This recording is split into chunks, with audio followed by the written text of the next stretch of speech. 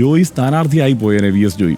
പക്ഷേ VS ജോയി വേണം സ്ഥാനാർത്ഥി എന്ന് പറയുമ്പോൾ ഇത് എങ്ങാനും VS ജോയിയെ സ്ഥാനാർത്ഥിയായി പ്രഖ്യാപിച്ചാൽ എന്താണ് സംഭവിക്കുക?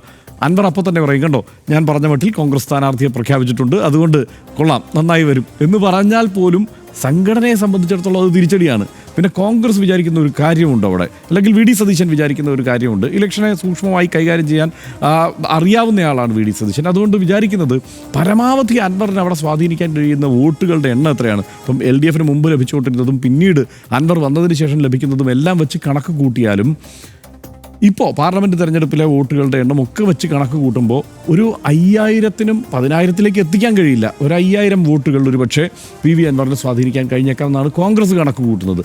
അങ്ങനെയാണെങ്കിൽ ഇനിയിപ്പോൾ അൻവർ ഇല്ലെങ്കിലും ഇതൊരു വെല്ലുവിളിയല്ല. അൻവർ സ്വന്തം നിലയ്ക്ക് മത്സരിക്കുകയോ എന്ത് വേണമെങ്കിൽ ചെയ്തോട്ടെ, അവിടെ ഒരു ഈസി വാക്ക് ഓവർ കോൺഗ്രസ് സത്യത്തിൽ പ്രതീക്ഷിക്കുന്നുണ്ട്. എന്ന് വെച്ചാൽ ജയിച്ചു വരാം, നന്നായി ജയിച്ചു. കാരണം കോൺഗ്രസിൻ്റെ ഒരു ഉറച്ച മണ്ഡലം തന്നെയായിരുന്നു അത്.